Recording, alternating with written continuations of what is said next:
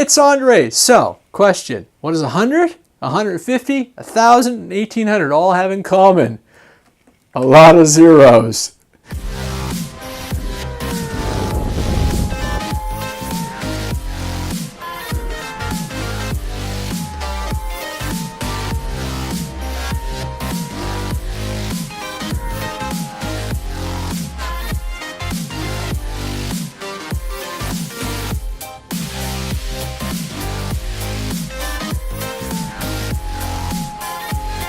That's right, big day here. One, it's the 100th episode.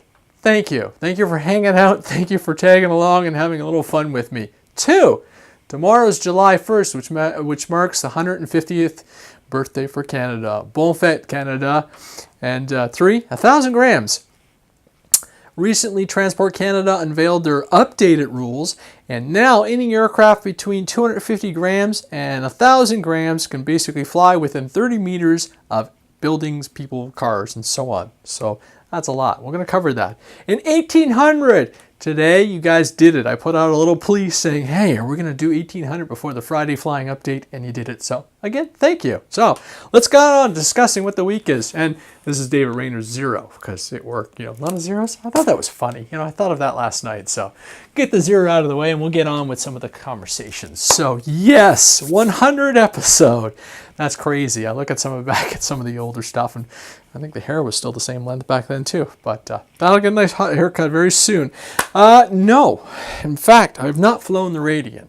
Last week we tried to get out to the field before some of these rule changes came into effect, and unfortunately the field was being used for soccer practice. This weekend, well, we'll see. It's raining and tomorrow's going to be busy. Though actually the whole weekend looks like it's going to be busy with Canada Day celebrations. So, fingers crossed. I will get it out. If not, well, next weekend. If not, I guess I'm meeting it at Flight Fest. I have been working away on aircraft, getting them ready for Flight Fest, and one of the ones that someone begged me to bring is the Spitfire. This is the 3D Lab Print Spitfire, which I crashed because it was underpowered because I was running it on a little tiny motor. That's a 2830-11,000 kV. So I have a 1100 motor I'm going to snag from my dad. And I'm going to power it with a 9-inch prop, 3S setup. I may go 4S. We'll see. If I can stick with 3S, I'm happy. But it's back together after it took a couple little bumps and re-glued some areas. Did put the cowl area where the battery, the wing attachment is, and the back of the wing. One thing I did learn about this aircraft is you're going to put any tape on the PLA. You got to sand it down a touch. But talking about the 1,000 gram limit. Guess what airplanes kind of work really well in the 1,000 gram limit? Well, some of these 3D printed planes, the EFX Racer, the EFX Extra, and our trusty favorite and loved flight test planes. Belly landers. So I've been putting out, little notes to everybody I know in the industry and just little hints and that saying, hey, bring back a little more belly landers. I mean, I know now I can fly my EFX Racer and 4S at the park without any issues, 30 meters away from people. Above that limit, we have to abide by the 75 meter rule, which is still okay. So that basically means you get to come back to flying in the park. Along with the Transport Canada updates, another thing they fixed was the distance from airports and aerodromes, and they really cleaned up that language. So basically, it's 5.5 kilometers from an airport, landing strip or anything like that, and 1.8 kilometers from a helipad. Yay! Thank you, Transport Canada, for being reasonable. Now, still don't agree with the address thing, still really don't like the 500 meter thing, but we'll work with that, and it shows that the conversation is willing to be had.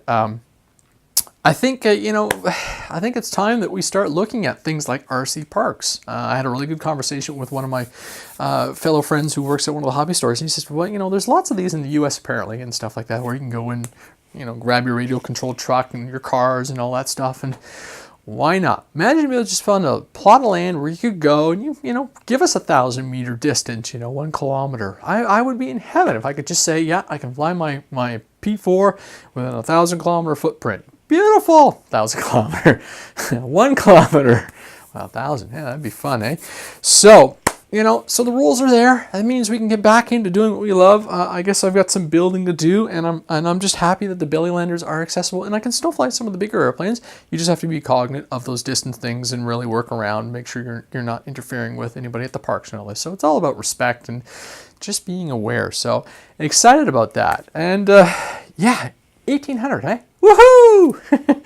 So I think this channel has been around for a while, and obviously we know that the flying thing kind of changed my perspective on the YouTube channel, and I've had a lot of fun over the years. Obviously, earlier in the spring, things slowed down where we didn't know what was going on, and so it's kind of nice to know that there should be some positive push, and that stress of going to the flying field and not knowing, what's going to happen is kind of gone. So we can get back into putting cameras on airplanes and having some fun and going around and just, can you feel that relaxation coming in? While I was at the hobby store, I did pick up some big new tires for the RC truck. Look at those big, beautiful things.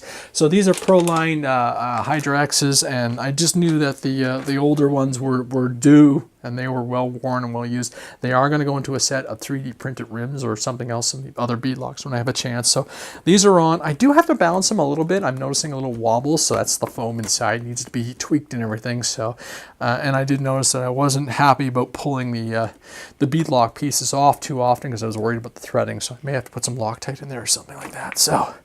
But it's good to have the truck. As I said, so far this season has been really wet. It was just pouring. It's sunny now, but the grounds are sopping wet. So it's been nice to have that truck. I know a lot of the flyers don't really care about it, but yeah, it's been a good distraction. It'll be fun this winter too. There's something that James and I can do it. But I'm super excited about the fact that the airplanes are accessible again. The areas are accessible again. We can go flying. We can get out the quads. I still have to test the flight test Gremlin. I do have to put it onto a new frame because the Delron broke there in the frame, so we will get that thing going so I can tell you how well it flies compared to some of the other birds I've been flying, the other ones. So is that exciting enough for you folks? Again, thank you. Thank you to everybody who stayed tuned for the last 100 episodes. Thank you to the brand new subscribers who all stepped up this afternoon after I put out the call for action. Thank you. That was awesome. Very excited, as I said, about the 1,000 grams, so we get to fly big, beautiful birds like this and not worry about it, and really pumped about the next couple of weeks. So stay tuned for Flight Fest updates. Podcast this weekend. Chris is raring to go. We'll have we can chat about some of the recent events that have really encompassed our lives and everything, but happy Canada Day to all my fellow Canadians, and happy Independence Day to my U.S. counterparts down south. Everybody have a fantastic weekend. Hope to see you out flying. Cheers.